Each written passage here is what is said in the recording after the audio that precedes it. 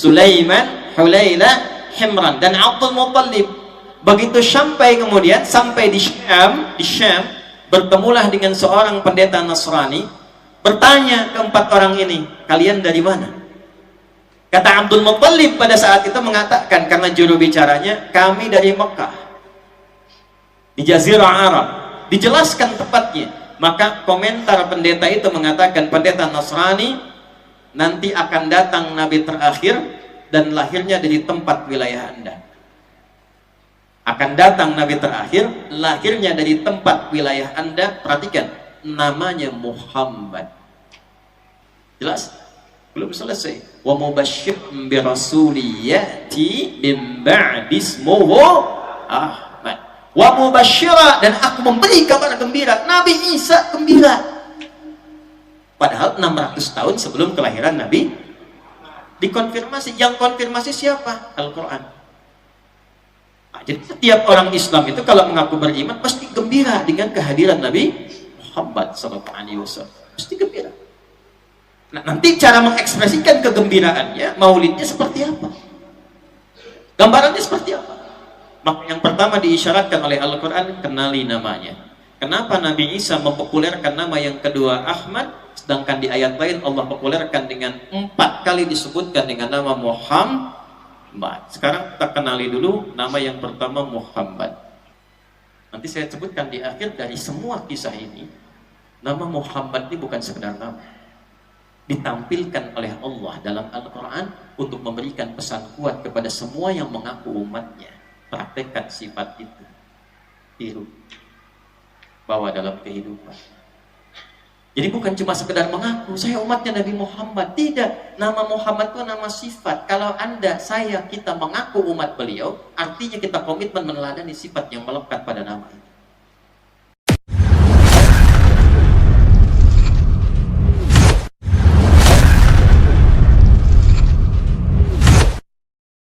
Saya baru dibacakan satu ayat Al-Quran dalam setiap sesi maulid itu tiba. Baru satu ini yang saya terus terang hatinya tadi saya pendam betul untuk tidak mengalirkan air mata terlampau dalam, sehingga mungkin ceramahnya jadi sedikit dan cepat pulang. Bukan karena suaranya juga luar biasa bagus dan dalam, tapi makna ayat itu memberikan satu janji yang harus diimani oleh setiap insan beriman yang mengaku umatnya Rasulullah SAW. Kalau kita membacakan tadi Quran surah ke-33, surah Al-Ahzab ayat 21, pada ayat yang pertama, laqad kana lakum fi rasulillahi uswatun hasanah, atau di riwayat dari Warsh dan qalun dari Nafi' bisa dibaca dengan iswatun hasanah. Tapi poin yang besarnya adalah liman kana yarjullaha wal yawmal akhir wa dzakarallaha katsiran. Ada orang-orang yang mencintai Rasulullah SAW. Ada orang-orang yang menjadikan Nabi Muhammad SAW sebagai idola dalam hidupnya. Saking cintanya dengan Rasulullah, dia mengejar sirahnya, dia meneladani, dia bersolawat kepadanya. Dan satu yang paling penting, niat ini mencintai Nabi betul-betul dilakukan karena Allah Subhanahu wa Ta'ala yang memerintahkan kepadanya. Maka orang-orang yang datang bukan sekedar untuk belanja, tapi menghadirkan cintanya pada Rasulullah SAW, ingin mengenal lebih dekat dan meneladani Rasulullah SAW, maka oleh Allah dijawab, orang itu akan berpeluang berjumpa dengan Allah Subhanahu wa Ta'ala. Dan ini mahal. Perjumpaan dengan Allah itu paling mahal dan tingkat tertinggi, bahkan dibandingkan dengan sekedar mendapatkan surga. Ada orang-orang yang ketika di akhirat nanti dalam hisab, wajahnya berbinar-binar. Di ayat itu ditafsir lagi dengan Quran surah 75 Al-Qiyamah, di ayat 22 sampai 23. Wujuhu yawma idzin nadhirah. Ada orang-orang yang di hari kiamat wajahnya berbinar dan bercahaya.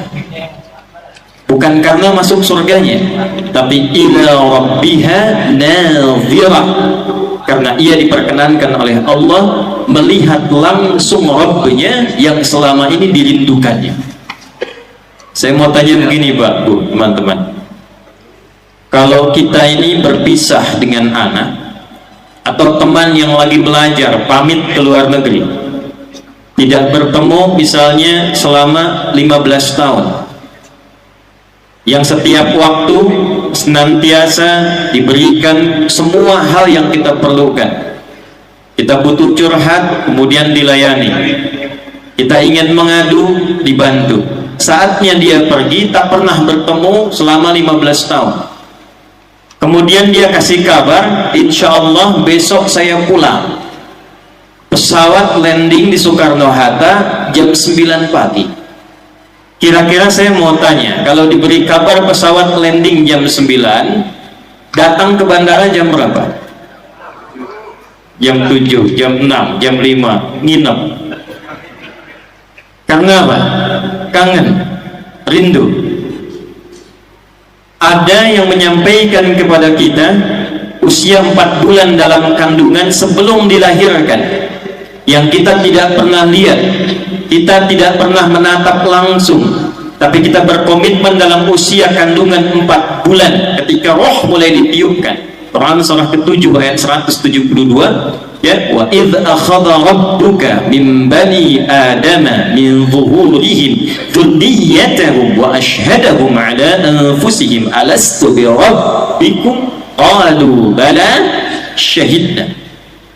Makanya usia 4 bulan kita sering berdoa minta sama Allah itu saat roh ditiupkan. Dari tafsir nanti dalam salah satu hadis yang dipopulerkan oleh Al-Imam An-Nawawi pada hadis nomor keempat tuh di Al-Arba'in yang 42 hadis itu, ya.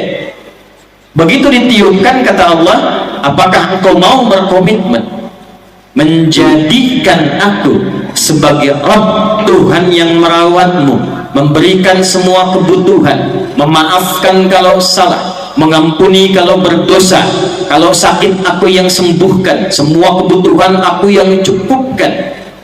Maka kita katakan bala, ya Allah, tanpa fikir. Kalau bala itu ya tanpa fikir. Syahidna, kami bersyahadat. Tapi dari sejak kita lahir oksigen gratis, kasih sayang diberikan, rezeki dicukupkan, kenyamanan didapatkan. Belum pernah kita lihat pada anak, pada kawan saja yang berpisah kita beberapa tahun, kita punya kerinduan yang tinggi. Kenapa tidak ada yang merindukan bertemu Rabbnya ketika kembali pada Allah Subhanahu wa ta'ala? Saya saat jenguk Ustaz Arifin Ilham, Allah yarham, itu di rumah sakit, itu begitu saya datang, tatap saya, pegang erat tangan saya, lalu mengatakan, Ustaz, saya sudah rindu. Masya Allah. Dia bisikkan ke telinga saya, liqa Allah, sebentar lagi abang mau ketemu Allah. Liqa. Berapa di antara kita yang merindukan perjumpaan dengan Allah Subhanahu wa ta'ala? Nah, yang paling menarik adalah ada orang-orang yang dijamin oleh Allah dan dia merindukan perjumpaan dengan Allah, dijawab oleh Allah di hari kiamat, yaumal akhir. Orang-orang ini diberikan bonus berjumpa dengan Allah karena kebiasaannya. Yang pertama, meneladani Rasulullah SAW, mengenalnya dan mencintainya saat ia berada di dunia ini. Jadi mencintai Nabi, meneladani, mengenal Rasulullah, bukan sekedar menjadikan kita insya Allah mendapatkan syafaat dari Rasulullah SAW yaumul qiyamah, tapi yang paling tinggi adalah langsung diperkenankan oleh Allah, punya kesempatan menatap Allah Subhanahu wa ta'ala. Sallu ala Nabi.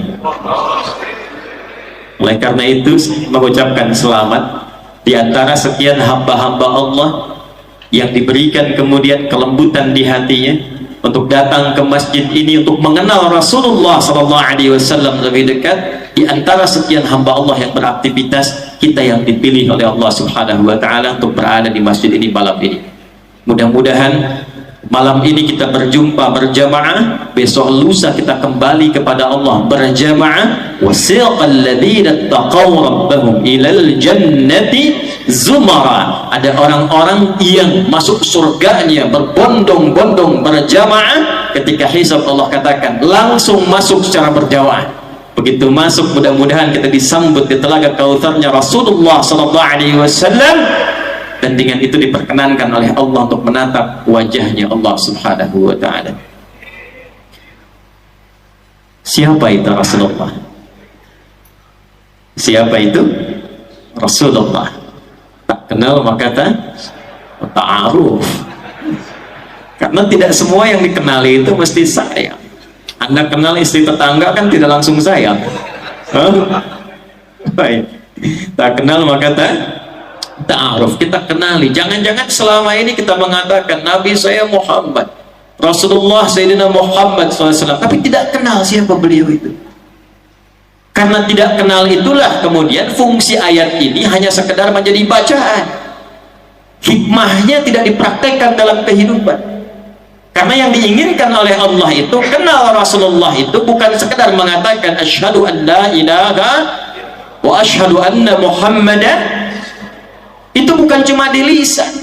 Karena ada dulu orang-orang Arab Badui mengatakan itu, langsung turun ayat merespon. Quran surah ke-49 di ayat ke-14. Qalatil a'rabu amanna. Datang segelintir orang Arab Badui mengatakan, kami telah beriman, bersyahadat. Tiba kemudian turun jawaban langsung dari Allah. Nabi tidak komen.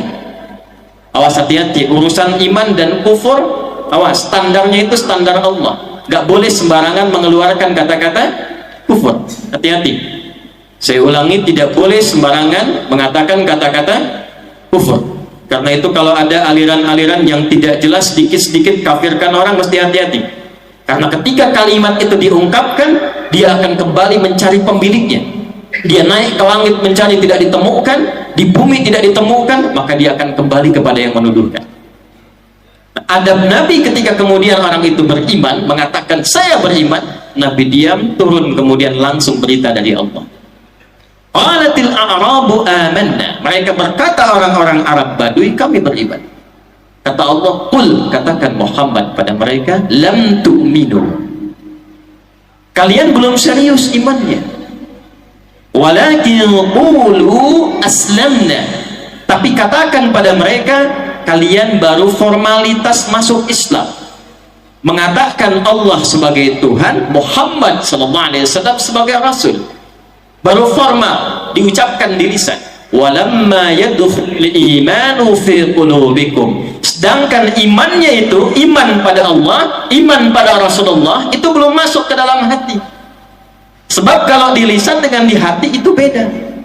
Masuk ke lisan, dikeluarkan di lisan, dengan masuk ke dalam hati itu berbeda. Sesuatu yang sudah masuk ke dalam hati, maka akan ada pembuktian melalui bagian seluruh tubuhnya. Contoh, kalau sedang bahagia itu, bahagia nih, senang. Malam ini ada berita dari DKM Al-Muflisin bahwa orang-orang yang ikut tabligh akbar akan dapat makan malam gratis. Oh, kelihatan wajahnya gembira. Jadi keadaan suasana hati itu gembira, nyaman, sedih, ekspresinya lewat apa? Semua yang muncul dan masuk ke hati diekspresikan dengan perilaku dalam kehidupannya. Bapak sayang pada anak, sayang itu kan sikap hati. Sifat itu menjadi sikap dibuktikan lewat apa? Kata-kata yang baik, perilaku yang baik, belayan yang dibutuhkan diberikan. Semua yang muncul dari hati pembuktiannya lewat perilaku.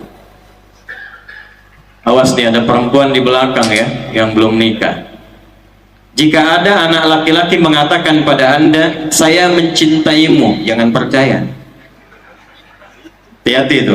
Karena baru di lisan. Karena cinta itu bagian dari rasa hati, perlu dibuktikan. Maka yang perlu dibuktikan pembuktiannya. Kalau ada yang mengatakan aku mencintaimu, jawab, buktikan cintamu dengan menuliskan nama kita berdua di buku pernikahan kita. BPKB, buku pernikahan kita Jadi kalau cuma dikatakan itu belum iman, mesti dibuktikan. Ketika kita bertanya, ya Allah, bagaimana membuktikan saya mencintai Rasulullah, saya kenal Rasulullah, maka dijawab oleh Allah, laqad kana lakum fi rasulillahi uswatun hasanah. Nah, pembuktiannya kata Allah, ikuti Rasulullah itu, teladani Rasulullah itu.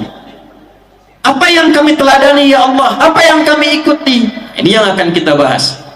Ternyata ayat ini itu bisa dibaca dalam lafaz uswah itu dengan dua cara.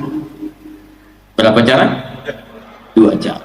Satu kali kita tadi membaca riwayat Hafiz dari Asim, laqad kana lakum fi rasulillahi uswatun hasanah, pakai u.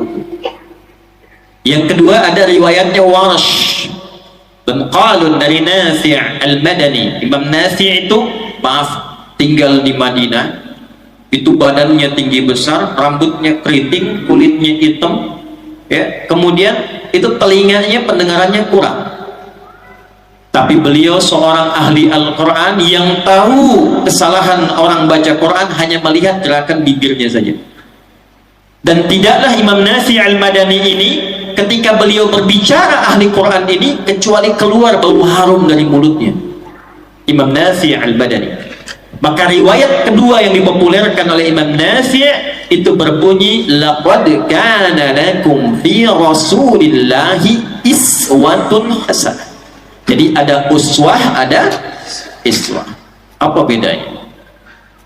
Ini saya tunjukkan sebentar ya, tapi saya mohon maaf, saya tidak bermaksud menggurui. Ini cuma menyampaikan kembali guru-guru kami yang telah mengajarkan. Semoga Allah berkahi guru-guru kita insya Allah ya. Pertama, ada qudwah, ada uswah, itu beda. Kalau qudwah, pernah dengar qudwah hasanah? Nah, qudwah itu artinya bisa diteladani, sosok teladan, tapi belum tentu dengan meneladaninya kita otomatis menjadi teladan, belum tentu. Itu qudwah namanya.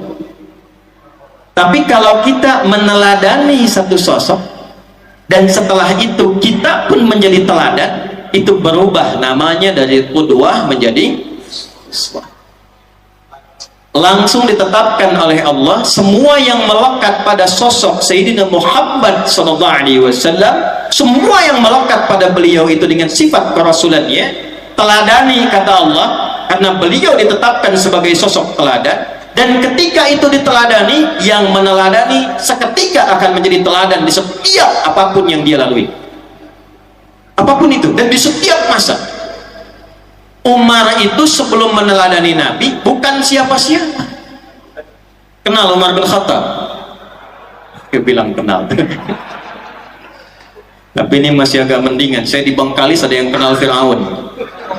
Kenal Fir'aun, kenal. Hampir saya pulang tuh.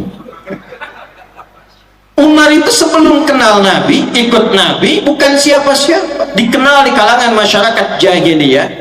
Maaf, ya, seorang yang suka nantang-nantang orang lain. Setiap hari kerjaannya minta duel. Kita ketemu di Gunung A, yang berani dengan saya.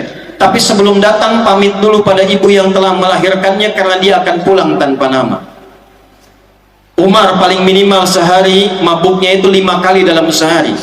Karena itu ayat Mirasantika termasuk Al-Maidah ayat 91 itu turun merespon pertanyaan Umar bin Khattab.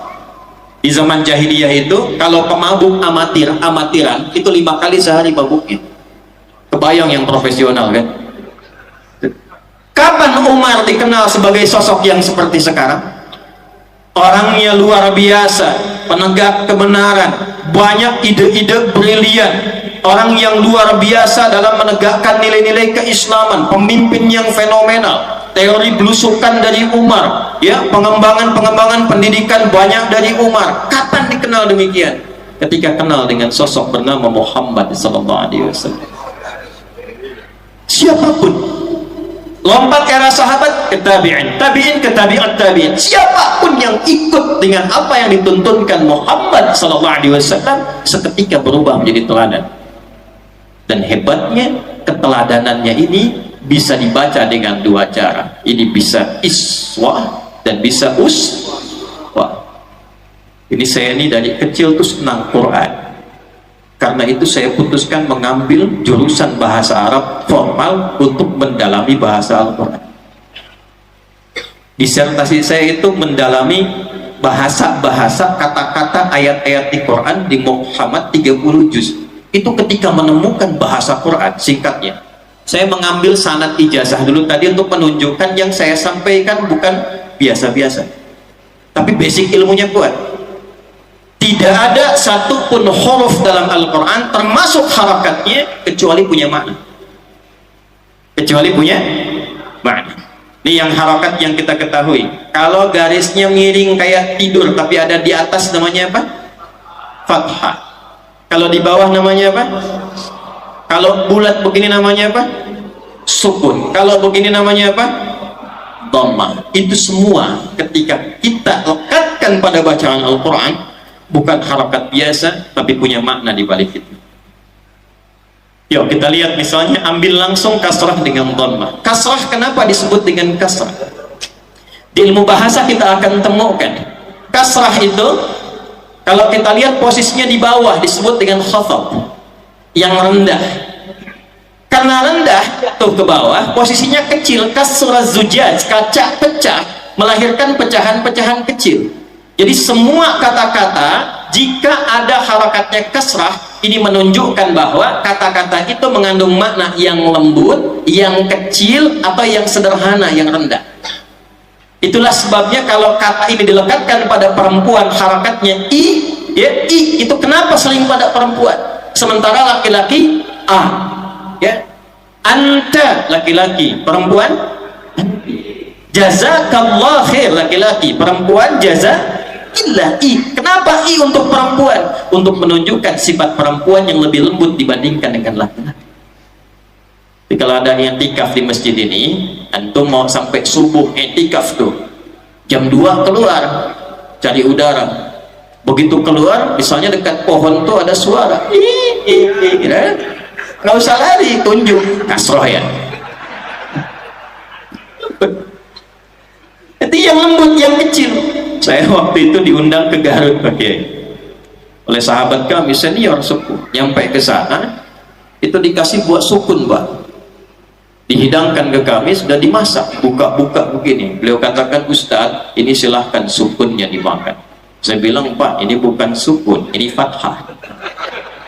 Kalau sukun dia masih bulat di atas tuh, jatuh ke bawah jadi kasrah. Bapak potong-potong kebuka, dimasak jadi apa?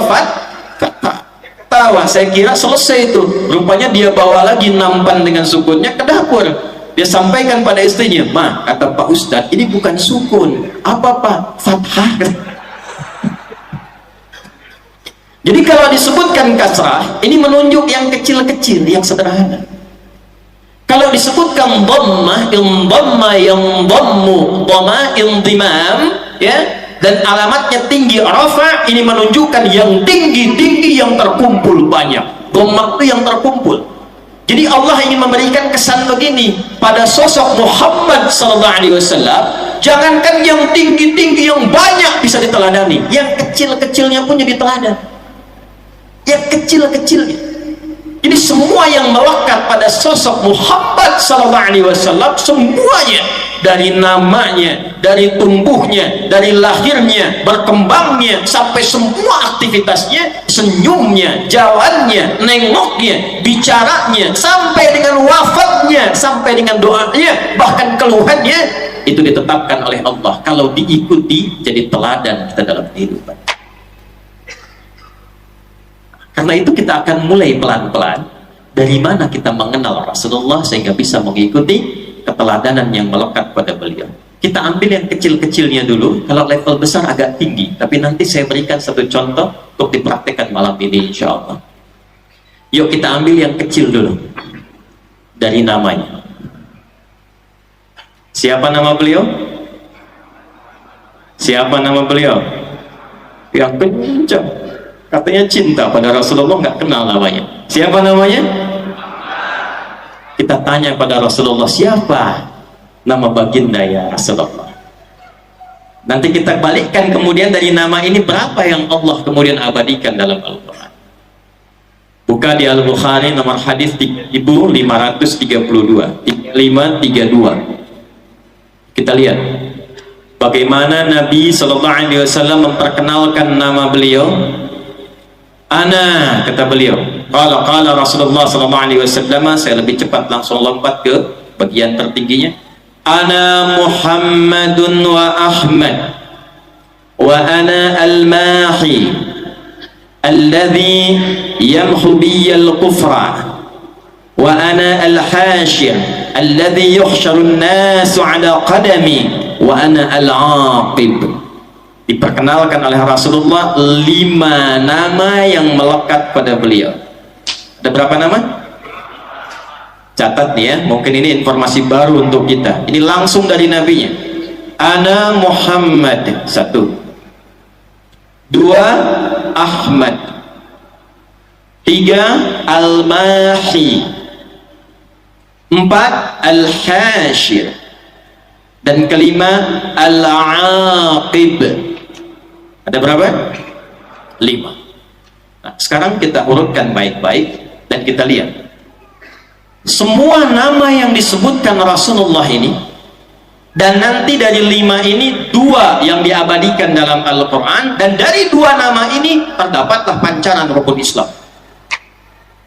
Nanti dari 5 yang 2 diabadikan dalam Al-Quran, yaitu 2 nama pertama Muhammad disebutkan 4 kali dalam Al-Quran. Surah ketiga Ali Imran ayat 144, surah ke-33 Al-Ahzab ayat ke-40, kemudian ditemukan di Quran surah ke-47 Muhammad dengan namanya Sallallahu Alaihi Wasallam di ayat yang kedua, dan yang keempat Quran surah ke-48 di ayat ke-29. 4 kali disebutkan dalam Al-Quran kata Muhammad.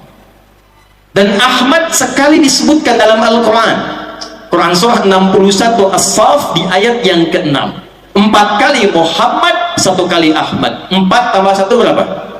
5. Dan jarang orang mengkaji kenapa di ayat ini disebutkan Muhammad, di ayat itu disebutkan Ahmad. Kenapa Ahmad cuma sekali, Muhammad 4 kali? Dan nanti kita akan lihat perhatian. Tapi sebelum kita ke sana, kita akan urutkan dulu semua nama yang melekat pada Rasulullah SAW. Itu 5-5-nya semuanya nama sifat. Dan tidak ada nama zat. Apa bedanya Ustaz nama zat dengan nama sifat? Kalau nama zat itu nama yang dilekatkan pada diri untuk membedakan satu sosok dengan yang lainnya. Adi yang ini, Asep yang lain, Pak Asep yang nengok Pak Asep, Pak Adi yang nengok Pak Adi. Adi dan Asep itu nama diri yang diberikan pada sosok untuk membedakan ini Adi, ini Asep. Tapi kalau kita katakan Pak Asep yang jujur, Pak Asep yang penyabar, Pak Asep yang tawadhu, maka jujur, sabar, tawadhu itu namanya nama sifat. Jelas? Semakin ditambahkan sifat baiknya, semakin mulia nama dirinya.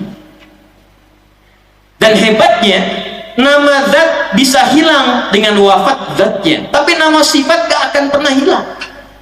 Asepnya boleh meninggal, tapi kan jujurnya tidak wafat. Pernah mendengar begini, ada pengumuman telah meninggal dunia, jujur. Telah wafat, sabar. Tidak pernah kita temukan. Sifat itu akan terus abadi melampaui zamannya, sekalipun zatnya sudah tidak ada dalam kehidupan. Itulah yang melekat pertama kali yang Allah berikan pada Rasul mulia ini, dibedakan semua namanya dari nabi-nabi sebelumnya dengan nama sifat. Jika Anda bedakan dengan nabi-nabi sebelumnya sampai ke Adam alaihissalam, makanya komentar Nabi, ana al-aqib, saya penutup semua nabi dari Adam sampai ke beliau, dan punya keistimewaan semua nama yang melekat pada beliau sifat. Silakan urutkan sampai ke atas. Muhammad sallallahu alaihi wasallam bin Abdullah bin Abdul Muttalib bin Hashim bin Abdul Manaf bin Qusay bin Murrah bin Kilab bin Ka'ab bin Ghalib bin Fihr bin Malik bin Nadar bin Kinana bin Khuzaimah bin Mudrika bin Ilyas bin Niza bin Mudar bin Ma'ad bin Adnan bin Addi bin Adri bin Muqawwam bin Nahur bin Tarikh bin Ya'rub bin Yasdub bin Nabit bin Ismail alaihi salam bin Ibrahim alaihissalam, bin Azar atau bin Nahur, bin Abir, bin Kinan, bin Al-Fahsyad, bin Sam, bin Nuh alaihissalam, bin Mikhlail, bin Matusyana, bin Kinan, bin Anwas, bin Tis, bin Adam alaihissalam. Coba ulangi. Ana al-Atib, kata Rasulullah, saya al-Khatib, saya penutup. Cuma bedanya nama saya dengan nabi sebelumnya. Semua nabi sebelumnya itu rata-rata namanya nama Zat, kalaupun ada sifat 1-2. Tapi Rasulullah yang istimewa ini, wa innaka la'ala khuluqin 'azim, ya, yang kesaksian langsung dari Allah, akhlaknya begitu agung dan tinggi. Saking tingginya semua nama yang melekat pada beliau bisa diteladani karena sifat, bukan zat. Sifat bukan zat. Itu yang paling utama satu. Jadi kalau kita mau gali apa yang melekat pada Rasulullah supaya kenal Nabi, yang pertama diperkenalkan oleh Allah, kenali namanya dulu. Laqad kana lakum fi Rasulillahi, kita mulai dengan iswah dulu, namanya dulu. Jangan-jangan selama ini menyebut namanya tapi kita tak kenal dengan sifatnya. Sifat apa yang melekat pada nama itu? Nah, sekarang kita keluarkan yang viral dulu dalam Al-Quran, 2 nama, Muhammad dan Bapak Ibu sekalian. Sekali lagi saya tidak bermaksud mengajari, tapi kalau kita buka sirah yang agak tinggi-tinggi ya, kalau Nurul Yakin masih ringkasan ya, tapi kalau kita ngaji ke Ibnu Ishaq sampai dengan ke atas, kita akan temukan ternyata di era jahiliyah, di zaman Nabi dilahirkan itu, nama Muhammad tidak populer, belum pernah ada sebelumnya. Saya ulang ya, nama Muhammad itu belum pernah ada sebelumnya di kalangan masyarakat jahiliyah, baik di suku Quraisy ataupun suku-suku yang lain. Usama banyak, Zaid banyak, Muhammad tidak. Kapan nama itu muncul dan bagaimana seorang Abdul Muttalib, kakek Nabi Sallallahu Alaihi Wasallam, memberikan nama khusus untuk cucunya, diberi nama dengan Muhammad. Di tahun-tahun sebelum kelahiran Rasulullah Sallallahu Alaihi Wasallam, sebelum maulidnya terjadi, Abdul Muttalib, kakeknya Nabi, itu melakukan perjalanan. Karena orang-orang dulu itu punya kebiasaan untuk merantau dalam dagang. Kalau tidak ke Syam, sekarang ada 4 negara di Syam itu, wilayahnya 4 negara sekarang. Libanon, Yordania, Syria, dan Palestina, yang lagi kita banyakin doanya tuh. Atau ke Yaman. Nanti kebiasaan ini diabadikan di Quran surah Quraisy, di ilafi Quraisy, ilafihim rihlatash syita'i was syita. Wasa itu kemana jalannya?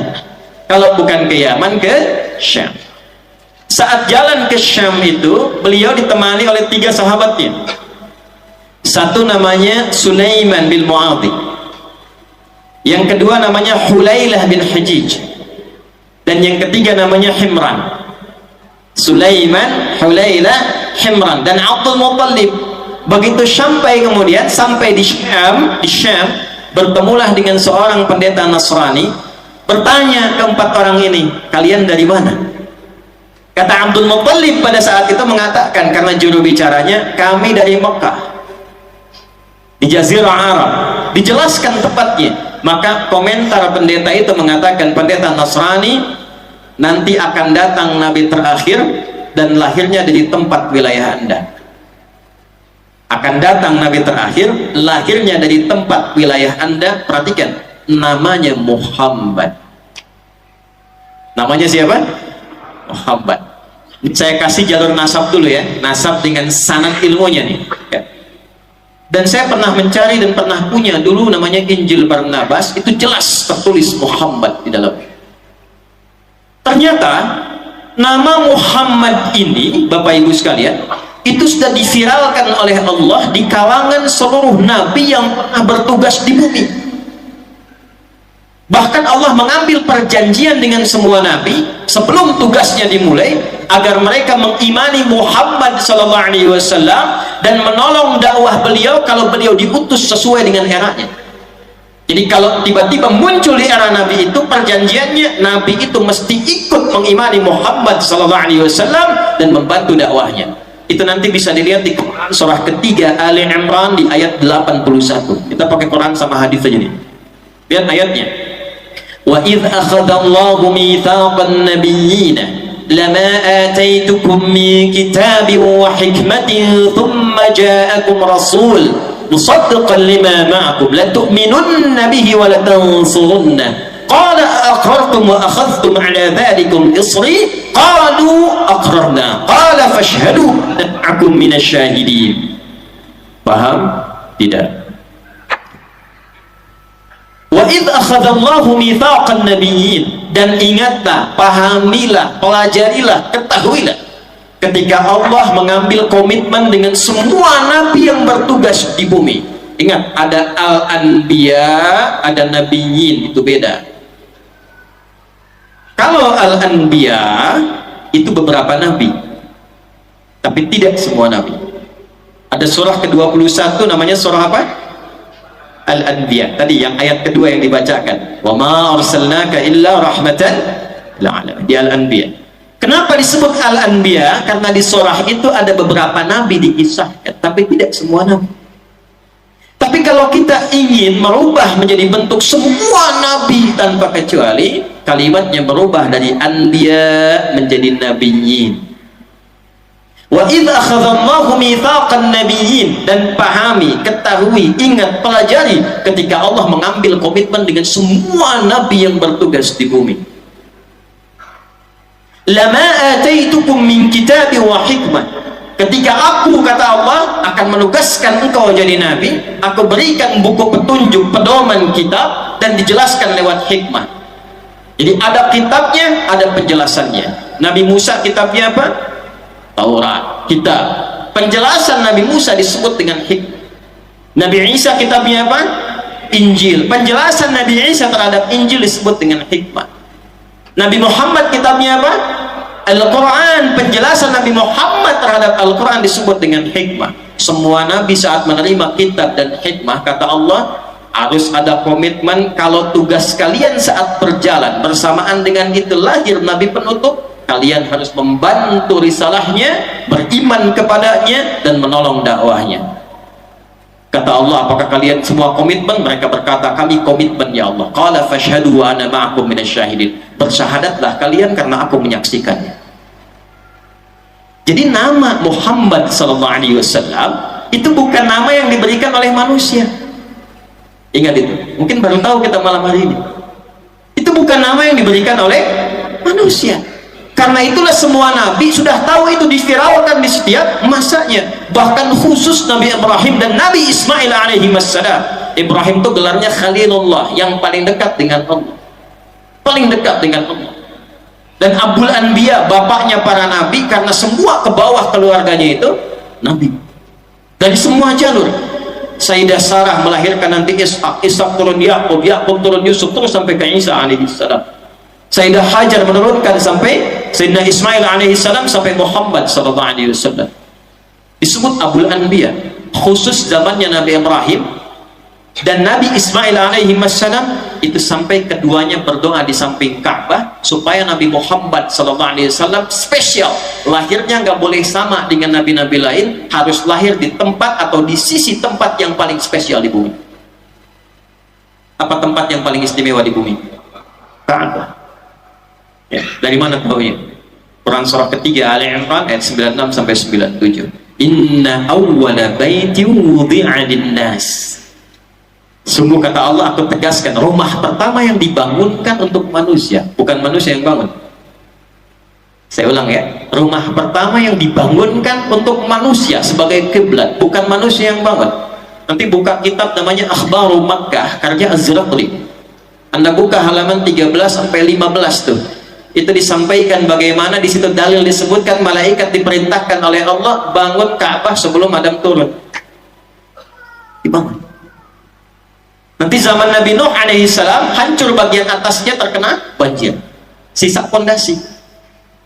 Nah, pondasinya ini diperintahkan oleh Allah kepada Nabi Ibrahim, Nabi Ismail, tinggikan lagi di era Nabi Ibrahim. Maka beliau menapakkan kakinya, bawa batu untuk meninggikan lagi. Tapak pertama yang ditapakkan untuk melakukan perbuatan besar disebut makom namanya. Di makom itu tapak terhormat. Ya, kenapa kita sebut kuburan dengan makom? Untuk memberikan kesan hiduplah dengan terhormat supaya wafatnya pun dihormati.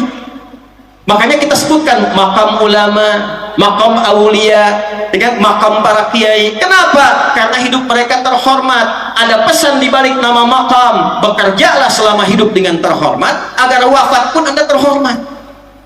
Itu maksudnya. Maka sampai sekarang walaupun Nabi Ibrahim sudah tidak ada, makamnya tetap ada. Hajar Aswad, multazam, kemudian ada pintu, tarik garis lurus, geser kanan dikit, itu makam Ibrahim. Begitu diinjakkan kaki, anaknya yang usia 3-4 tahun kurang lebih datang dari sisi kanan bawa batu, mengatakan, "Papa, saya mau bantu, boleh nggak?" Maka bawa batu dalam bahasa Arab disebut dengan hajar, disusun-susun menjadi hijar. Maka daerah itu sampai sekarang disebut dengan Hijar Ismail. Apa kaitan dengan Nabi Muhammad SAW? Begitu selesai ditinggikan Ka'bah itu, berdoalah keduanya. Berdoa keduanya di samping Ka'bah. Doanya ada 3. Diabadikan di Quran surah kedua Al-Baqarah ayat 127, 128, 129. Nah, yang 129 itu khusus untuk Nabi Muhammad SAW. Rabbana wab'ath fihim rasulan minhum yatlu 'alaihim ayatika wa yu'allimuhumul kitaba wal hikmah wa yuzakkihim innaka antal azizul hakim. Ya Allah, mohon nanti Rasul yang diutus yang terakhir, yang mulia, yang istimewa itu, mohon lahirkanlah ya Allah di tempat yang termulia, di sisi Ka'bah ini, di kalangan penduduk yang akan hidup di sekitaran Ka'bah ini. Sekarang silahkan riset dan cek, Nabi mana yang pernah tugas di muka bumi yang lahirnya dekat Ka'bah? Gak ada, kecuali Nabi Muhammad SAW. Tidak ada satupun Nabi yang lahir dekat Ka'bah kecuali Nabi Muhammad SAW. Nabi Ismail lahirnya di Palestina, wafatnya dekat situ, tapi Nabi Muhammad lahirnya di situ. Jadi saking mulianya Nabi ini, awas hati-hati nih, Allah sudah memuliakan luar biasa. Namanya diviralkan, tempat lahirnya istimewa, yang mendoakan para nabi, sampai nanti ke risalah Nabi terakhir sebelum datangnya Nabi Muhammad SAW. 600 tahun sebelum kelahiran Nabi Muhammad SAW, namanya itu sudah semakin dikuatkan, bahkan semakin gembira. 600 tahun sebelum kelahiran Nabi Muhammad. Maka Nabi sebelum Nabi Muhammad, ya, pengantar sebelum ditutup itu namanya Isa bin Maryam, Yesus Al-Masih. Itu lahir 600 tahun sebelum Nabi Muhammad SAW.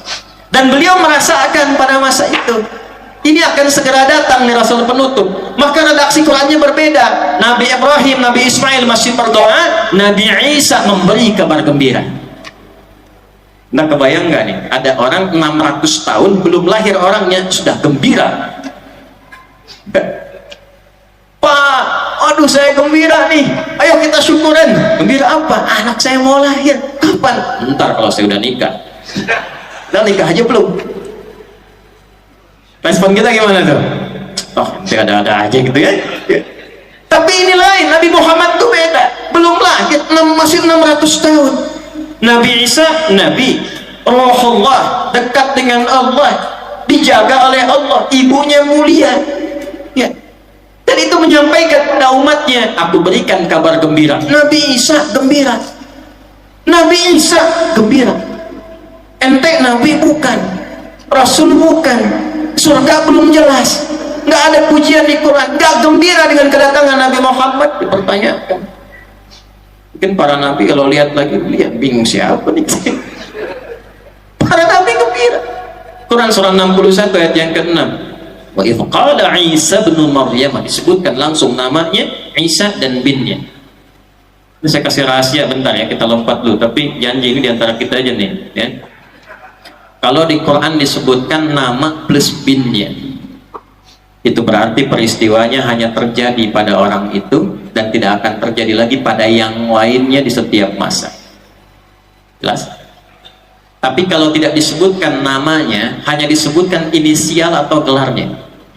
Contoh, Firaun, Abu Lahab dan turunan-turunannya, Ini menunjukkan peristiwa itu akan terjadi lagi di masa depan dengan tokoh yang berbeda tapi sifat dan perilaku yang serupa.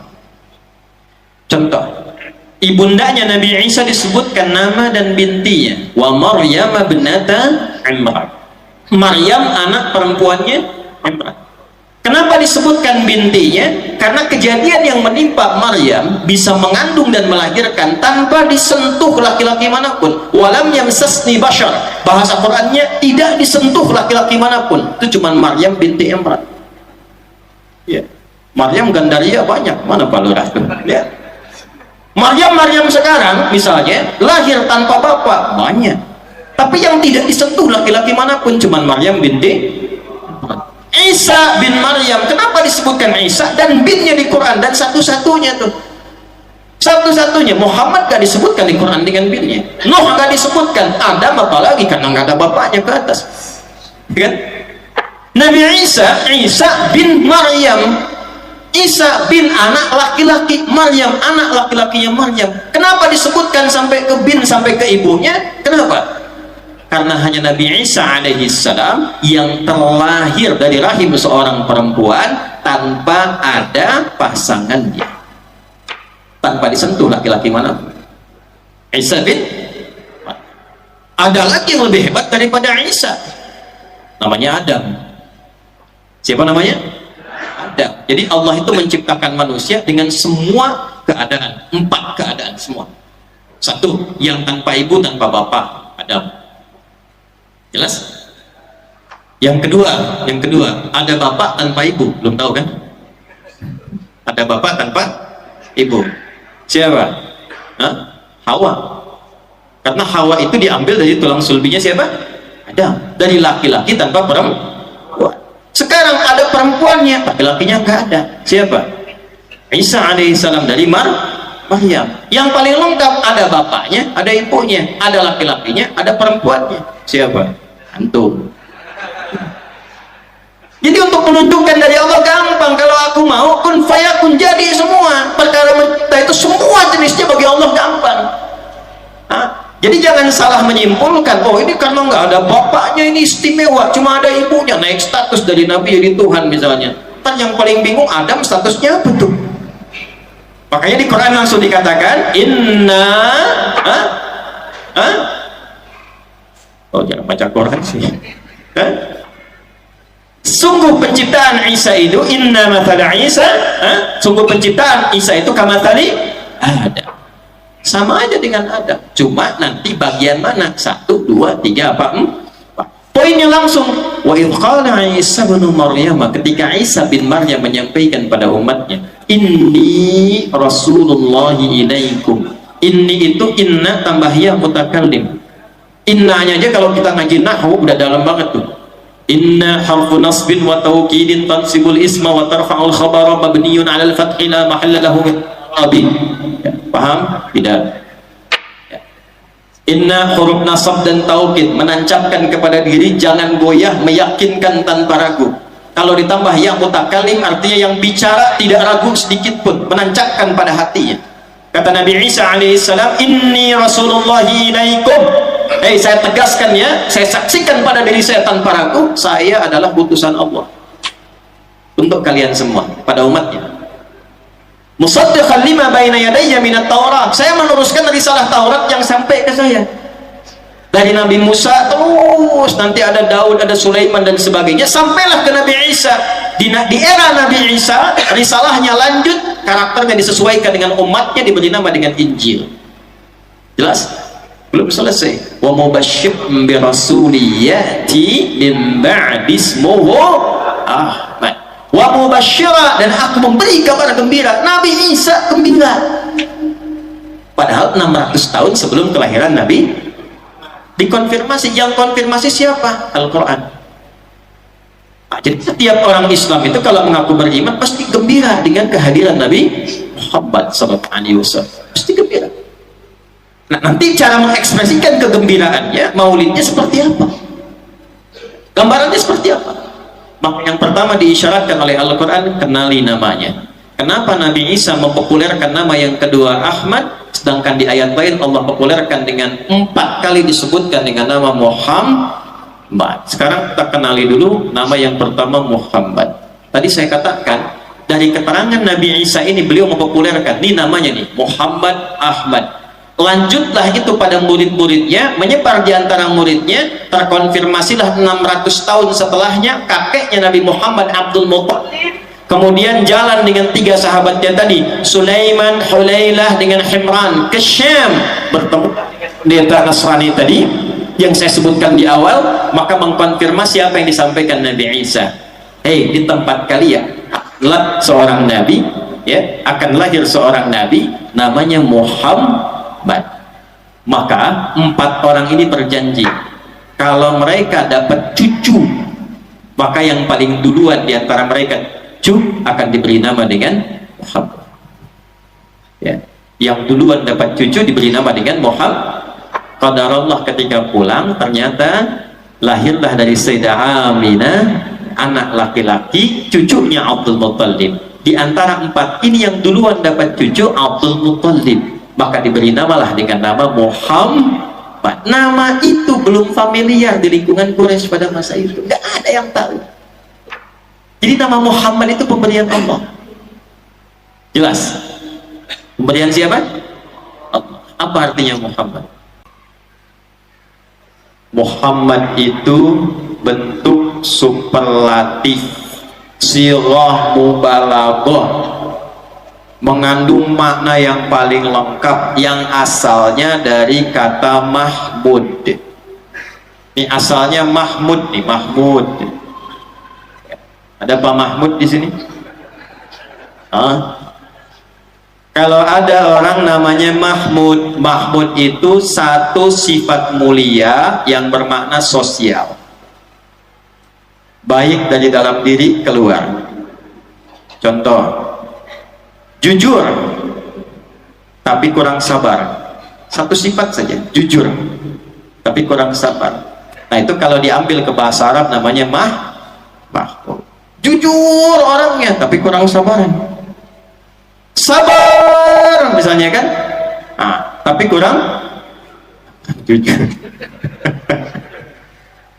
Satu sifat yang baik itu, kalau sifat itu dikumpulkan, semuanya disatukan dalam aspek sosial. Sosial itu hubungan sesama manusia dengan hewan, dengan tumbuhan, dengan alam. Karena itu disebut hablum minan, bukan. Kalau nas itu dengan manusia saja, hablum minal makhluqat. Minan nas itu belum lengkap. Kalau hablum minan nas hubungan dengan manusia saja, dengan hewan bagaimana? Dengan tumbuhan bagaimana? Kalau sama manusia baik, sama hewan baik, sama tumbuhan baik, dan semua sifat kebaikan itu melekat pada dirinya, maka berubah dari Mahmud menjadi Muhammad. Kenapa beliau dinamakan dengan nama Muhammad sallallahu alaihi wasallam? Untuk menunjukkan sifat kasihnya yang sangat luar biasa. Karena sifat yang diberikan oleh Allah yang melekat kepada beliau, yang dibacakan qori tadi di bagian terakhir, wa ma arsalnaka illa rahmatan lil alamin. Jangan dipopulerkan sama Maher Zain aja itu, rahmatan lil alamin. Sifatnya kita praktekkan. Alamin itu siapa saja, bukan satu alam. Jadi kalau sama manusia Nabi Muhammad itu jelas sudah baiknya, ya, jelas lacak semua sirah, ditemukan bagaimana indah perilakunya. Sedang ruku ada yang naruh kotoran di punggungnya, apakah marah? Ya, selesai diangkat, bersihkan, senyum, biasa lagi. Diancam, dipersekusi, mau dieksekusi, diusir, dimaafkan. Sama manusia masih biasa, tapi bagaimana dengan hewan, dengan tumbuhan? Saya ambil yang paling tinggi aja deh, dengan tumbuhan. Suasana perang nih ya, bisa contohnya. Perang itu kan nggak ada kasih sayang ya. Makanya surat izin bertahan, izin membela diri, bukan izin menyerang ya. Jadi namanya jihad nih. Jihad itu bukan nyerang sembarangan, awas, hati-hati. Ya, hati-hati. Jihad itu izin mempertahankan diri, membela diri ketika diserang. Makanya Mbah Hashim itu, ya, Kiai Haji Muhammad Hashim bin Asy'ari mengeluarkan resolusi jihad untuk membela bangsa, bela negeri, bela diri, bela iman. Bukan nyerang sembarangan, hati-hati. Ini penting saya ingatkan nih. Kalau ada pengajian-pengajian tertentu ngajak-ngajak nyerang, lukai orang, hati-hati. Justru itu yang dilarang oleh Nabi. Dan Nabi pernah ingatkan di masa-masa lalu akan terjadi potensi itu.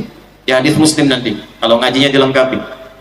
Ya, saya juga ini menghimbau dan bermohon pada Allah semoga tidak pernah terjadi lagi tuh ya yang demikian. Saya cukup tuh waktu kajian di Lampung yang bikin shock itu, bom di Jalan Tamrin, tiba-tiba satu jamaah reaksi langsung angkat tangan, Ustaz, apakah bom di Jalan Tamrin termasuk jihad fisabilillah? Saya bilang, Mas, sependek pengetahuan saya, jihad fisabilillah itu jihad di jalan Allah, bukan di Jalan Tamrin. Tapi poinnya apa? Dalam konteks membela diri pun dalam suasana peperangan kan itu berkecamuk ya, luar biasa dahsyat dan nggak ada kasih sayang.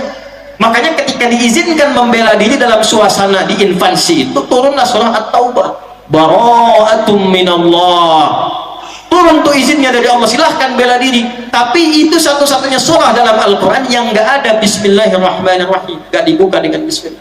Yang lain semua pakai Bismillah. Cuma nanti akan diganti di An-Naml ayat 30, wa innahu min Sulaimana wa innahu bismillahirrahman. Jadi lengkaplah 114 Bismillahirrahmanirrahim dalam Al-Quran. Cuma di At-Taubah nggak ada.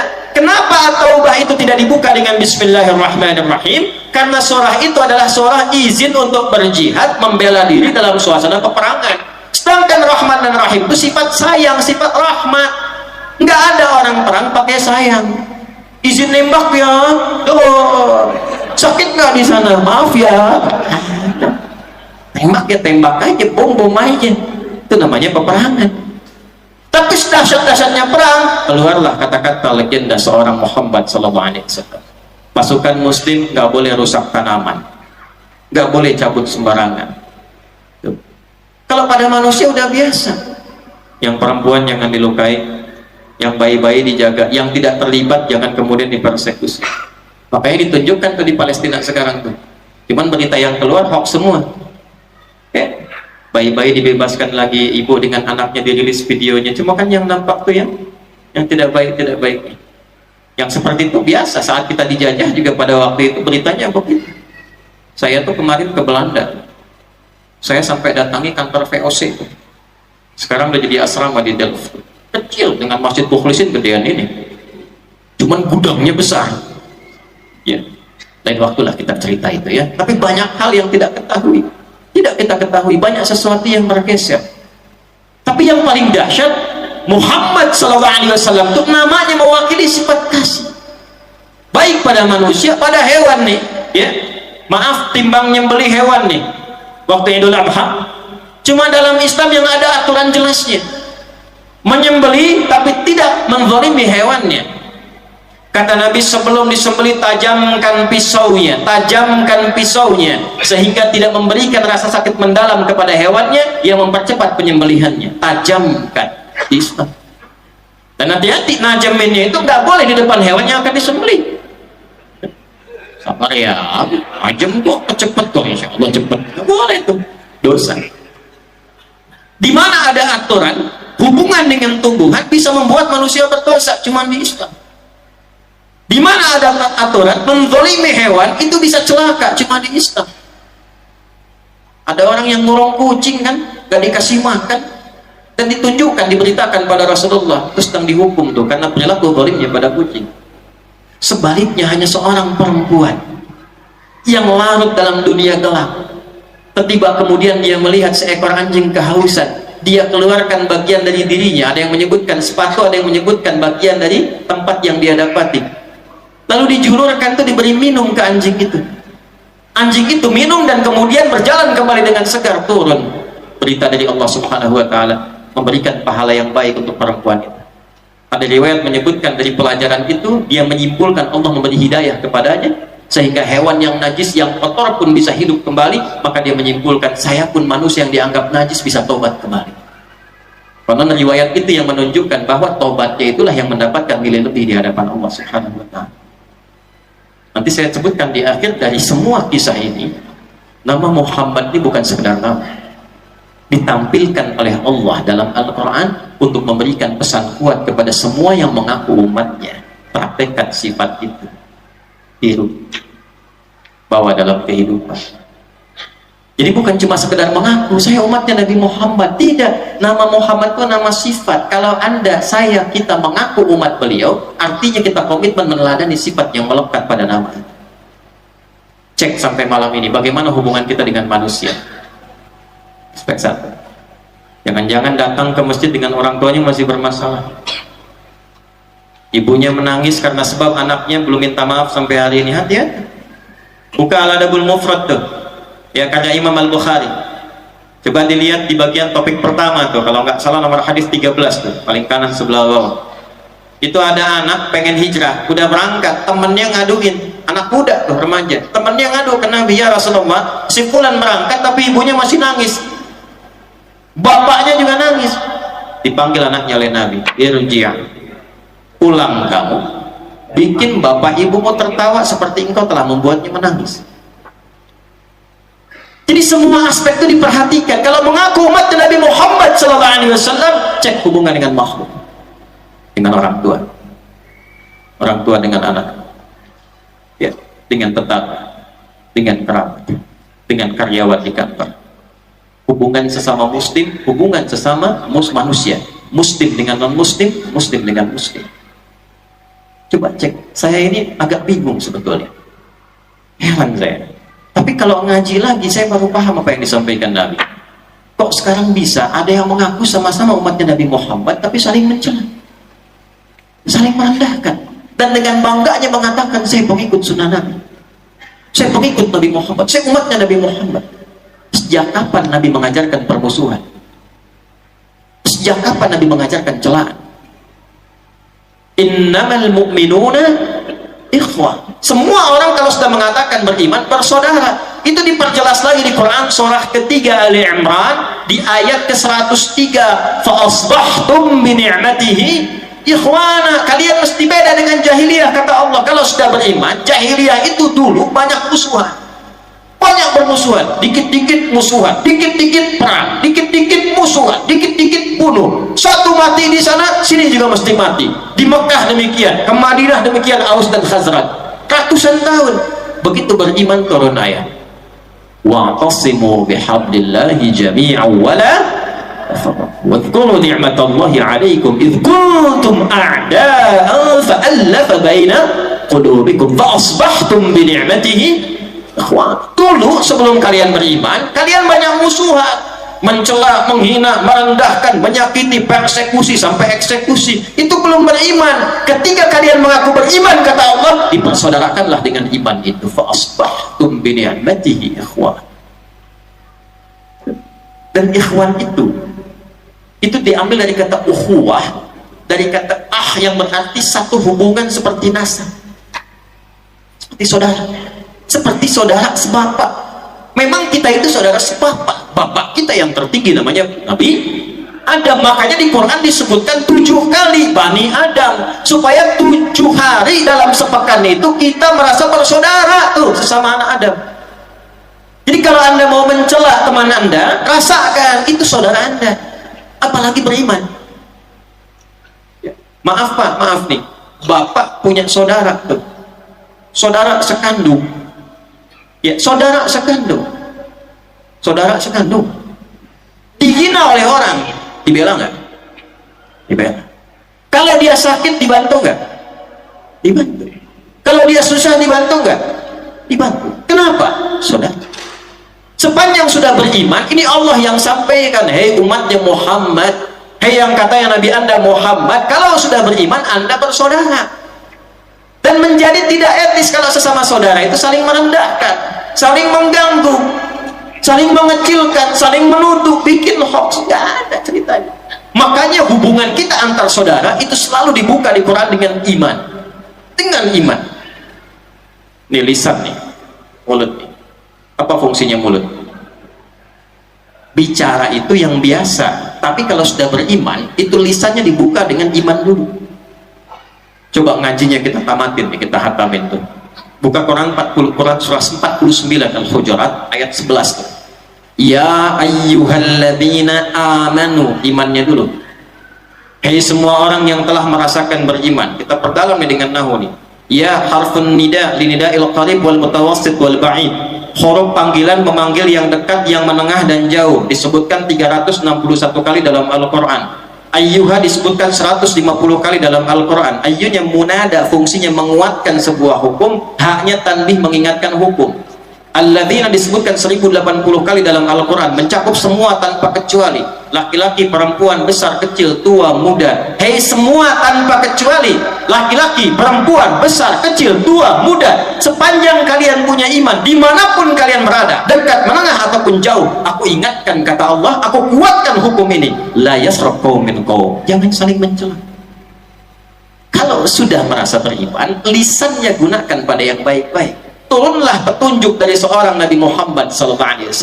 Gimana menggunakannya ya Rasulullah? Man kana yu'minu billahi wal yawmil akhir falyaqul khairan aw liyas. Yang merasa beriman pada Allah dan hari akhir dan yakin akan dihisab, katakan mulutnya yang baik-baik, kalau tak mampu dia. Coba cek sekarang. Ada enggak tuh sifat itu dipraktekkan dalam kehidupan? Timbang persoalan kunut aja satu dengan yang lainnya sampai nggak ke masjid. Padahal yang salah bukan kunutnya, yang salah kurang ilmunya. Ini pernah, kenapa saya sampaikan di sini? Insya Allah enggak ya, nggak beda. Insya Allah enggak di sini. Saya baru datang dari Timur Tengah tuh. Saya punya kebiasaan, saya ajak tuh kerabat saya, kita jalan-jalan. Saya mau safari, pengen lihat masjid-masjid sekitaran. Subuh tiba-tiba saya masuk tuh ke satu komplek. Saya bingung, kenapa kok warga kompleknya pada keluar pindah masjid lain? Saya tanya, Bang, ini kenapa pada keluar? Kita belum tahu juga, kita sholat deh. Begitu sholat selesai, saya pikir nggak ada yang aneh di sini. Begitu kita cross check lagi, kenapa Pak keluar tadi? Bid'ah. Bid'ah yang mana ya? Kenapa Pak? Kunut nih. Oh, la ilaha illallah, musibah. Musibah. Ya. Hanya persoalan furu'iyah yang ilmunya sudah jelas. Dari dulu sudah diturunkan, dalilnya jelas. Yang kunut ini dalilnya, yang enggak kunut ini dalilnya. Kalau pilih kunut begini caranya, kalau tak kunut ini caranya. Nyambung ke nabinya begini nih, ini runtutannya. Yang kunut dalilnya dari mana? Buka Sunan Abu Dawud, buka kemudian At-Tirmidzi, nyambung kemudian ke Al-Hasan, ada hadis Ibnu Umar, ada hadis Ibnu Abbas radhiyallahu taala anhuma. Kemudian bacaannya diajarkan Nabi, yang menyaksikan cucunya Nabi Hasan bin Ali radhiyallahu taala anhuma. Allamani Rasulullah sallallahu alaihi wasallam, Nabi SAW telah mengajarkan kepadaku kalimatin, beberapa kalimat doa yang aku bacakan khususnya dalam witir, nanti dipakai sebagian dalam subuh. Ada yang praktekkan di maghrib, hadis Al-Bukhari-nya dipraktekkan nanti kemudian di Maliki, yang memilih versi sebelum ruku, bacaannya menggunakan sir. Imam Syafi'i menggunakan bacaannya dengan jahar, digunakannya kemudian ba'da ruku. Apa bacaannya? Allahumma hdini fi man hadait wa afini fi man afait wa tawallani fi man tawallait wa barik li fi ma a'tait wa qini syarra ma qadait fa innaka taqdi wa la yuqda 'alaik fa innahu la yadhillu man walait wa la yu'izzu man 'adait tabarakta rabbana wa ta'alait. Kalau berjamaah, Allahumma hdina fi man hadait wa afina fi man afait wa tawallana fi man tawallait, dan seterusnya sampai akhir. Kalau tidak pilih itu, ngambil jalur yang kedua. Ketika diturunkan itu, riwayatnya Imam Ahmad, ya, rahimahullah taala, hafal sejuta hadis muridnya Imam Asy-Syafi'i. Kata Imam Ahmad, turunnya itu riwayat pada asalnya Nabi berdoa selama sebulan penuh. Di situ memohon kepada Allah untuk menghukum Bani Zakwan, beberapa yang lain, karena menipu, minta disampaikan guru dari Nabi, dikirim 70 orang, ternyata nyampe di Urmaunah dieksekusi semuanya. Maka Nabi memohon kepada Allah, ya Allah, hukum si fulan, sebulan dilakukan, utamanya dalam salat subuh dan maghrib.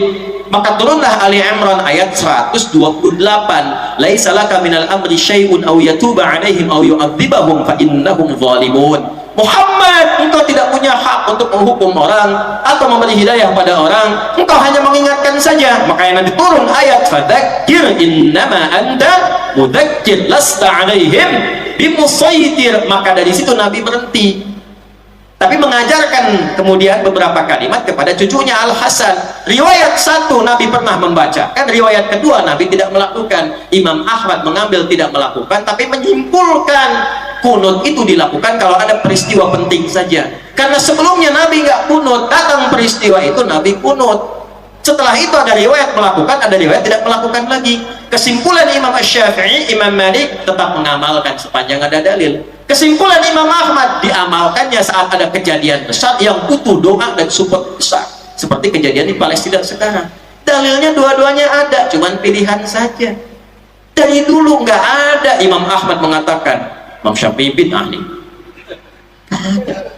Dan saya belum pernah dengar sepanjang riwayat Imam Ahmad ngaji ke Imam Syafi'i. Imam Syafi'i kan gurunya, ikut ke Imam Ahmad. Belum pernah saya dengar Imam Ahmad jamaah Imam Syafi'i. Imam Syafi'i jadi imam, begitu kunut Allahumma hdina fi man hadait, kata Imam Ahmad bid'ah. Nggak ada. Jangan potong videonya nih. Sebaliknya Imam Abu Hanifah memilih nggak kunut sama sekali. Makanya di mazhab Abu Hanifah nggak ada kunut. Kenapa? Ngambil riwayat asal, Nabi nggak kunut, selesai. Cuman pilihan aja. Ya, Imam Syafi'i datang ke tempat Imam Abu Hanifah. Imam Abu Hanifah sudah meninggal karena wafat tahun 150 Hijrah.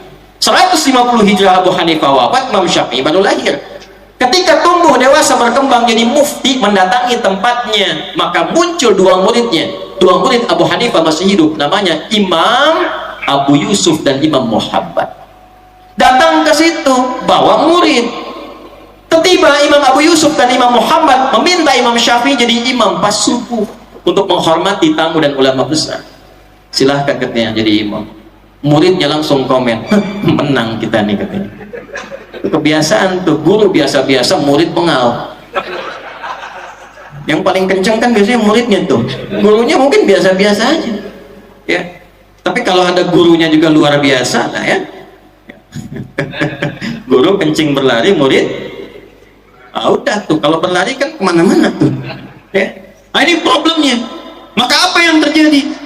Kata muridnya, kita menang. Ternyata Imam Asy-Syafi'i tidak baca kunut pada masa itu. Begitu selesai, murid langsung tanya, interupsi itu, guru kenapa tadi nggak baca kunut?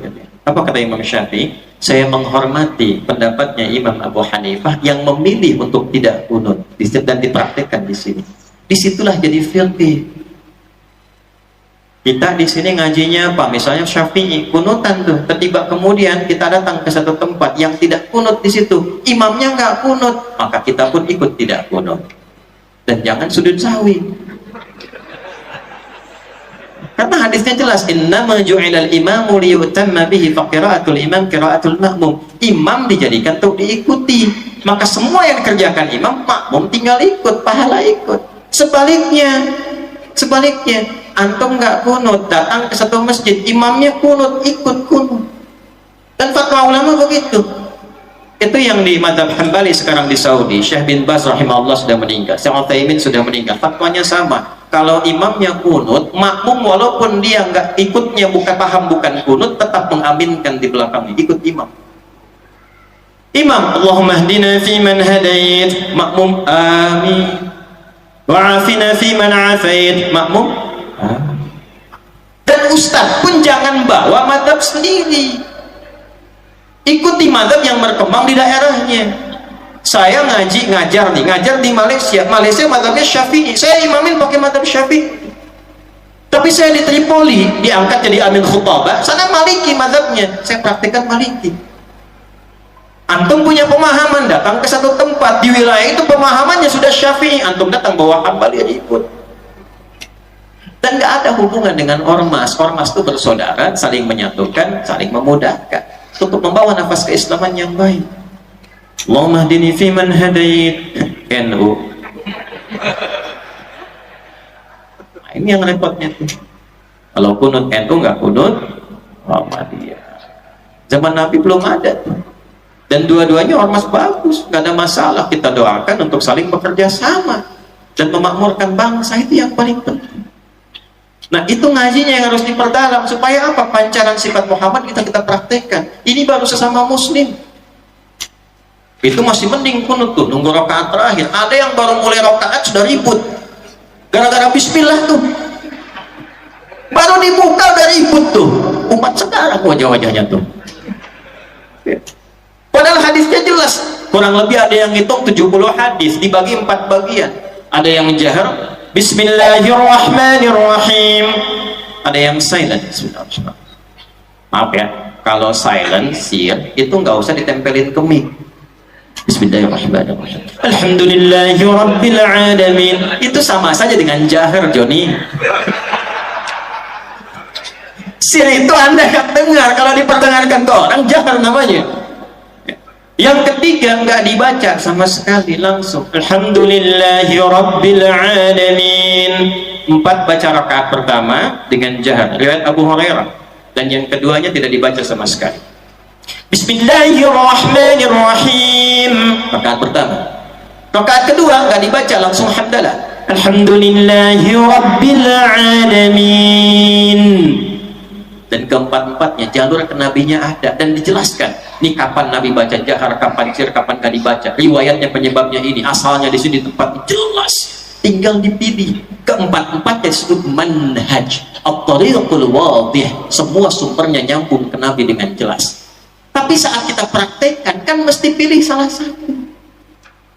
Nggak mungkin 4-4-nya dibaca. Imam besar Masjid Al-Mukhlisin mengimami sholat subuh dengan 4 versi utama, 70 hadis, sehingga mestinya disebut sunnah banget. Bismillahirrahmanirrahim. Bismillahirrahmanirrahim. Tidak dibaca sama sekali. Mesti pilih salah satu. Ketika dipilih salah satu, disingkat ma dhahaba ilaihi al-Malik. Apa yang cenderung diambil oleh Imam Malik? Ma dhahaba ilaihi Syafi'i. Imam Syafi'i cenderung ngambil yang mana? Ma dhahaba ilaihi Ahmad. Imam Ahmad cenderung yang mana? Kepanjangan ma dhahaba ilaihi singkat madhab. Madhab. Jadi madhab itu bukan kelompok, bukan pilihan sendiri, bukan otak-atik sendiri, nggak ada. Jangan bikin kaidah yang aneh-aneh. Apa kaidah aneh itu? Pilih mana? Pilih Nabi, pilih madhab. Ente kalau nggak belajar lewat madhab, nggak akan mungkin sampai infonya ke Nabi. Karena semua yang sampai ke kita sekarang itu mengerucut ke jalur madhab. Karena 4 ini kemudian yang mendokumentasikan pelajaran informasi dari Nabi ke sahabat. Sahabat banyaknya mengingat, jarang sekali yang mencatat, karena ingatannya itu luar biasa tajam. Tajam. Semakin menyebar, semakin kurang ingatan. Tuh. Sahabat dulu banyaknya mengingat dibandingkan mencatat. Dan hebatnya mereka, hafalannya di dalam kepala. Orang sekarang hafalannya di luar kepala. Saya udah hafal di luar kepala, Ustaz. Itu belum hafal, masih di luar kepalanya. Karena itu orang Arab mengatakan kalau sudah hafal, hafidtu an dhahri qalbi. Saya hafal dalam kepala saya sampai ke hati saya. Menyebar, kemampuan menghafal berkurang, maka dicatat. Yang banyak menghafal dan mencatat itu kurang lebih 4 yang paling fenomenal. Imam Abu Hanifah yang wafat 150 Hijrah, Imam Malik yang lahir 93-94 Hijrah, Imam Asy-Syafi'i yang lahir 150 Hijrah, dan Imam Ahmad bin Hanbal yang lahir 163 atau 164 Hijrah. Nah, semua dokumentasi itu, itulah yang sampai ke kita sekarang dipelajari. Maka nggak ada hubungannya kemudian dengan kondisi-kondisi kekinian. Semua jalannya ke Nabi ada. Yang pilih Bismillah jahar, bagus dalilnya ini. Yang disirkan ini. Ya. Saya 2010 tuh jadi petugas di Mekah, menyambut jemaah haji Indonesia pertama kali, dan waktunya sholat isya tuh. Itu pertama jemaah datang, pas imamnya saya sudes, masih ingat betul saya suasana begini. Sudah siap takbir, Allahu Akbar, Bismillah. Alhamdulillahirabbil alamin. Itu komentar jemaah Indonesia pertama di samping saya terdengar jelas. Alhamdulillah saya belum takbir tuh. Iki imamnya Muhammadiyah ya. Wah, saya komen langsung Muhammadiyah cabang Masjidil Haram. Nah, jadi ini sudah saatnya kita belajar dengan baik, mempraktekkan percikan namanya. Jauh dari perselisihan. Ya, sudah bukan eranya lagi membid'ahkan, menyalahkan apa semua. Yang ada itu pelajari pakai ilmunya. Lalu ilmu yang baik itu praktekkan untuk membangun bangsa. Ini amanah dari Allah Indonesia ini. Harus dijaga. Ulama kita banyak jagain itu dari dulu. Karena ini anugerah, undang-undang kita mengakui. Coba lihat di pembukaan undang-undang itu. Atas berkat rahmat Allah yang Maha Kuasa. Dan dengan didorongkan oleh keinginan. Jadi ini anugerah dari Allah. Proklamasi hari Jumat bulan Ramadan. Jumat bulan Ramadan anugerah Allah, jaga. Jangan sampai terpecah belah. Rukunkan, nyatukan, karena Nabi itu menyatukan, bukan memecah. Ini yang kita harapkan Nabi. Jangan sampai maulid, habis itu berantem lagi. Ya. Bawa nama ini, praktekkan dalam akhlak, pancarkan dalam kehidupan kita. Ini kita sampai jam berapa ini? Masih terus? Sampai subuh? Oh, siap. Antum subuh, saya 9:30 pulang ya. Ambil 15 menit lagi lah ya. Itu baru sesama muslim. Maksud saya kasih contoh dulu. Orang Islam dengan orang Islam kasih contoh dulu supaya dakwahnya bisa dilihat oleh orang yang belum beriman. Bagaimana orang baru beriman bisa senang dengan Islam kalau sesama muslim dia masih saling mencela, saling menjatuhkan? Perbaiki dulu hubungannya. Setelah itu baru Nabi sampaikan sesama manusia. Hubungan akidah masing-masing. Ya ayyuhalladzina amanu. Hubungan sosial dibuka lintas keyakinan. Ya ayyuhan nas. Bab 1. Ya ayyuhan nas kulu mimma fil ardi halalan thayyiban. Lewat makanan. Bukan bab ibadah, ritual. Bab makanan di penutup nih. Bab makanan. Ketika dibuka bab makanan, indahnya apa? Pakai nas lintas keyakinan. Kalau sudah baik sesama muslim, mulai keluar supaya dirasakan nikmat Islam oleh non muslim. Dikasih contoh oleh Nabi. Prakteknya apa? Kalau engkau masak makanan, kata Nabi, baunya tercium ke tetanggamu, maka bagilah makanan itu walaupun tuh, Anda hafal tuh hanya kuahnya. Cuman karena bacanya terjemah, Anda masak itu opor ayam, ayamnya Anda makan, kuahnya bagi tetangga. Tetangga protes, tanya, kok cuman kuahnya Pak? Anda jawab, hadis Nabi. Anda pelakunya, Nabi tersangkanya, tuh repot tuh. Maksudnya apa? Nabi sudah visioner tuh jauh-jauh hari. Kalaupun masak kuah karena bumbu-bumbu yang khusus, kirim tetangga supaya nggak salah tafsir. Anda masak pakai bumbu rendang, tapi yang dibikin dari singkong. Singkong bumbu rendang. Kirimkan isinya supaya nggak salah tafsir. Jelas? Baik. Tapi pertanyaannya begini, apakah Nabi mengatakan kalau tetangga Anda itu muslim saja? Ya, tetangga di samping-samping, apakah semuanya muslim? Belum tentu. Masak Anda opor ayam, bagikan yang Islam. Yang Kristen lihat, begitu dilihat ditanya, Pak, kayaknya Pak Haji enak opor ayamnya. Emang enak sih, cuman ente kafir sayang. Dosa tuh. Dosa karena melakukan kekerasan atas nama agama.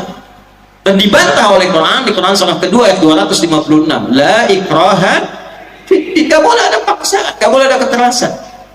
Ya, tidak boleh. Yang terjadi apa? Berikan. Satu. Yang non muslim ketok pintunya. Selamat pagi, Pak Haji, ada apa? Ini ada opor. Silakan, mudah-mudahan bisa dinikmati dengan baik. Besoknya dia pulangin tuh pancinya, dia ketok udah bisa salam. Assalamualaikum. Tuh, seumur-umur belum pernah diucapkan. Cuman persoalan dengan opor ayam bisa keluar Assalamualaikum. Begitu dibuka pintu rumah Anda, Pak Haji, ini kembaliin panci. Terima kasih itu. Ini enak banget, bukan enak. Ini Islam yang perintah. Nabi Muhammad yang ngajarin berbagi. Itu dengan menggunakan opor, dia kenal rasanya. Teman saya namanya ada Syekh Al-Farisi dari Kuwait, seorang dai besar dari dunia global. Itu saat melihat film fitnah yang dibikin oleh orang Belanda yang merendahkan dan menghina Nabi, beliau langsung terbang dari Kuwait ke Belanda. Apa yang dilakukan? Beliau di booking restoran paling mewah, paling mahal, paling bagus. Kemudian diundang orang itu untuk makan. Ya, dan orang Belanda senang kalau begitu. Makan. Itu sepanjang diundang sampai makan, nggak pernah bicara apapun, nggak menerangkan Islam, nggak membela Nabi, nggak apa. Makan aja. Sampai bingung Belandanya. Ketika bingung dia tanya, sebenarnya mau Anda apa? Enggak, saya cuma ngajak Anda makan. Ya. Itu sampai di apa yang diinginkan bisa sampai bagus. Lalu bertanya dalam bingungnya itu, siapa yang menginspirasi Anda berbuat begini? Maka dijawablah, yang mengajarkan saya seperti ini adalah orang yang Anda rendahkan dalam film yang Anda buat itu.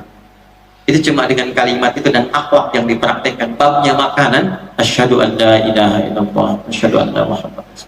Masuk Islam orangnya, kemudian diajak untuk umrah, untuk haji, ketemu dengan imam-imam Masjidil Haram, sekarang jadi dai di Belanda. Babnya makan. Itu pancaran Nabi Muhammad, sifat kasih itu yang dibawa. Sifat kasih itu yang kita praktekkan. Jadi kalau tadi kita antarkan kemudian dia kembalikan pancinya, Anda jawab, Nabi Muhammad yang mengajarkan saya begini. Senang dia. Terus dia tanya lagi, kira-kira hari ini Nabi Muhammad ngajarin masak opor lagi enggak? Jelas ya? Nah, kurang lebih itu saja dulu yang kita pelajari. Jadi saya ingin kita mengenal Nabi Muhammad itu mengenal seutuhnya. Bukan hanya dengar cerita, dengar nabinya, tapi kita punya kesimpulan malam hari ini. Nama ini bukan sekedar nama, tapi memberikan pelajaran tentang sifat-sifat mulia yang menata perilaku kita lebih baik dan menjalin hubungan yang mulia di antara kita semua. Siap mempraktekannya? Nah, pertanyaan besarnya, kenapa Nabi Isa memperkenalkannya dengan nama Ahmad bukan dengan nama Muhammad? Itu lain waktu kita akan bahas sampai kita menemukan keagungan di balik itu semua, insya Allah. Kita berdoa pada Allah Subhanahu wa Ta'ala. Mudah-mudahan doa kita dikabulkan oleh Allah, hajat kita dimudahkan oleh Allah, dan terkhusus Pak Ketua Umum di DKI Mukhlisin ini, ya, Dr. Fadil, disembuhkan oleh Allah Subhanahu wa Ta'ala, disehatkan dalam aktivitas beliau. Allahumma taqabbal minna innaka antas samiul alim wa tub 'alaina innaka antat tawwabur rahim. Allahumma nahmaduka hamdan kama 'allamtana an nahmada wa nashkuruka syukran kama 'allamtana an nashkura. Antal muqaddim wa antal muakhir bi yadikal khair innaka 'ala kulli syai'in qadir. Allahumma shalli wa sallim 'ala habibika al-karim wa rasulika al-mustafa al-amin sayyidina Muhammad wa 'ala alihi wa sahbihi ajma'in. ربنا لا تدع لنا في مقامنا هذا وفي كل مقام ذنبا إلا غفرته. Ya Allah, jika ada pendosa hadir di pengajian malam hari ini, jangan biarkan dia pulang kecuali Kau telah ampuni seluruh dosa-dosanya. Wala hamman illa farajtah. Jika ada yang datang membawa kegelisahan, jangan biarkan dia pulang kecuali Kau telah tenangkan keadaan hatinya. Wala dainan illa qadaitah. Jika ada di antara jamaah yang datang terlilit oleh utang piutang, maka mohon limpahkan rezeki kepadanya untuk dapat melunasi utang-utangnya. Wala asiran illa yassartah. Jika ada di antara kami yang datang membawa kesulitan di keluarganya, kehidupan rumah tangga, sosial, pekerjaannya, maka mohon ya Allah dengan keikhlasan awalannya, angkat dan hilangkan seluruh kesulitannya. Allahumma ja'al jam'ana hadza jam'an marhuma wa tafarraqana min ba'dihi tafarraqan ma'suma. Ya Allah, jadikan perhimpunan kami malam hari ini perhimpunan yang dihiasi cinta kasih, dan bila pun kami berpisah, jadikan perpisahan kami menyatukan kami kembali dalam kebaikan. Allahumma ya Allah, alif baina qulubina ya Allah, tahid safika ya arhamar rahimin, wa jannibna minat tafraqah. Ya Allah, lembutkan hati kami ya Allah, terutama umat Islam di Indonesia ini, untuk bersatu dalam kebaikan. Jauhkan kami dari perpecahan ya arhamar rahimin. Wakhfad biladana Indonesia waj'alna baldatan thayyibatan wa tardaha. Ya Allah, jadikan negeri kami yang kami cintai Indonesia ini negeri yang makmur, negeri yang sejahtera, negeri yang rukun, dan Kau ridha dengannya. Waqfad wara'ana waja'al mudala. Ya Allah, berikan hidayah pada para pemimpin, penyelenggara negara, agar mereka dapat berlaku adil, bersikap positif, dan mengingat bahwa mereka akan wafat dan dihisab. Ringankan hisab mereka di hari kiamat ya Allah. Berikan kesadaran dan hidayah ya Allah. Waqfad ulama'ana waja'alhum ya Allah mukhlasin lakaddin. Ya Allah, jaga para ulama kami, sehatkan mereka, ikhlaskan mereka dalam berdakwah. Berikan hidayah pada mereka untuk mencerahkan umat, jauhkan mereka dari perpecahan ya Rabbal Alamin. Allahumma ya arhamar rahimin, unsur ikhwatana fi Falastin. Allahumma zid quwwatal mujahidin. Allahumma zid quwwatal mujahidin. Allahumma zid quwwatal mujahidin fi Falastin لتحرير مسجد الأقصى يا رب العالمين. وخفف حسابنا يوم القيامة عن ضعفنا في نصرتهم ونصرة الأقصى يا رب العالمين. Ya Allah, tambahkan kekuatan pada para pejuang di Palestina. Ya Allah, tambahkan kekuatan pada para pejuang di Palestina. Ya Allah, beri mereka kemampuan untuk membebaskan Masjid Al-Aqsa. Sabarkan keluarga mereka, jadikan para wafat mereka syuhada. Ya Allah, ampuni dosa kami, ringankan hisab kami di hari kiamat. Yang tak mampu untuk mereka kecuali dengan doa-doa ya Arhamar Rahimin. Allahumma khfad wa barik ya Allah hadal masjid wajal barakatuka barakatan kamilah ya Arhamar Rahimin. Ya Allah, berkahi masjid ini, berkahi masjid ini dengan keberkahan yang sempurna. Jauhkan dari berbagai perbuatan maksiat yang terjadi di masjid ini ya Rabbal Alamin. Allahumma barik ya Allah kulla mu'tamirihi ya arhamar rahimin. Ya Allah, berkahi orang-orang yang memakmurkan masjid ini, dari DKM-nya, pendirinya, inisiatornya sampai dengan jamaah ya rabbal alamin. Rabbana atina fid dunya hasanah fil akhirati hasanah wa qina adzabannar. Wa sallallahu ala sayyidina Muhammad wa ala alihi wa sahbihi ajma'in. Wa akhiru da'wana subhanakallahumma rabbana wa bihamdika nashhadu an la ilaha illa anta nastaghfiruka wa natubu ilaik. Walhamdulillahi rabbil alamin. Saya cuma minta dua permintaan. Satu, keluar dengan tertib, tapi jangan tinggalkan sampah. Dan saya minta dibukakan akses supaya agak lebih nanti kembali dengan mudah. Kedua, mohon titip doa ya dalam sujud-sujud antum supaya Allah mengampuni dosa-dosa saya. Assalamualaikum warahmatullahi wabarakatuh.